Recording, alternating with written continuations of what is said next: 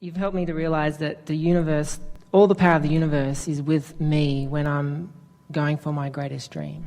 Going for lesser things, the energy there's that not creates, as much power behind me. And again, we were talking right over the top of you. Yeah, it's like you've helped me to realize that miracles happen when you go for your dreams because everything's with you. A miracle meaning a freak of nature? You know, sometimes you hear of people following their dream and they throw themselves off into something that might seem risky or scary, but they're doing what they love and they don't know what's going to happen, but all these amazing things start happening. So the way we would describe that is when someone throws themselves into something that maybe others are calling risky, or maybe they even at one time would have called risky. When they're throwing themselves into it, it means that they have achieved a vibrational pattern that makes their expectation of success strong enough, at least for the moment that they're making the decision to throw themselves into it. So for them, there was no feeling of risk. We're never encouraging you to feel afraid and jump in anyway, because the fear that you feel is your indication that you haven't prepared the grid and it's going to be hard. We want you, that's why we want you to make it general enough that the fear goes away. We want you to take yourself into a place where the fear has subsided, and then it's not risky. Someone recently asked us, what's the difference between a possibility and a probability? And we said, we would really like to take it further to a certainty. Because a possibility or a probability, those are just weaker vibrational convictions. That's just less focus upon what is wanted. But if you can hear us when we say that you have put things in your vortex that are a vibrational reality, and even though you can't see them, you've got to trust that they are there. So if you foster the feeling of trust and expectation, if you talk to yourself enough, if you convince yourself that you are worthy and that you came with reason, if you let law of attraction demonstrate to you that it is consistent 100% of the time, if you begin to make the parallels between what you were thinking and feeling and what happened, so that you have this clear association about the way the law of attraction responds to you, as you think and feel purposefully and then watch the way things happen, as you start playing this game deliberately, it's not then a game of trusting something that is unknown. It's a game of knowing something that is absolutely known.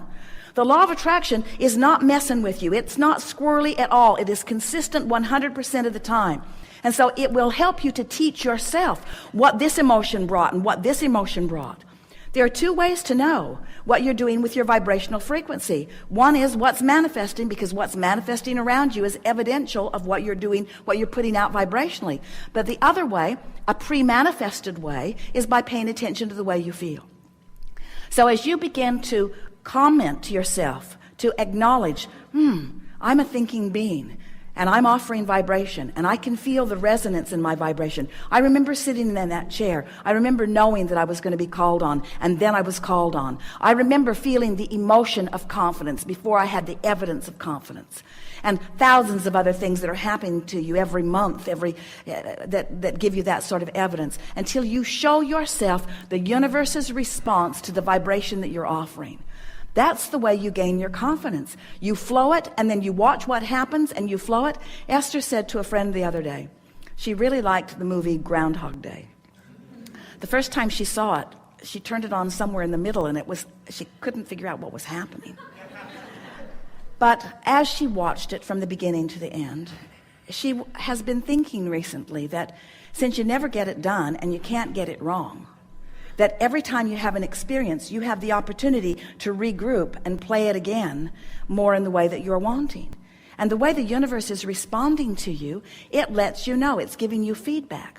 So the conversation that we're having with our friends these days is all about understanding that you are standing here as a vibrating being, emanating a signal, and that you are conjuring or creating a point of attraction that we are lovingly referring to as your grid.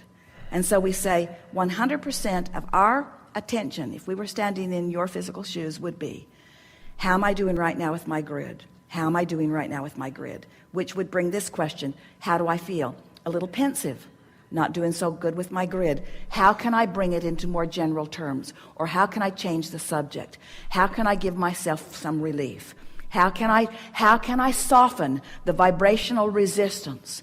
Because the whole point of the grid, hear this, if you can accept that you have created a vortex, can you?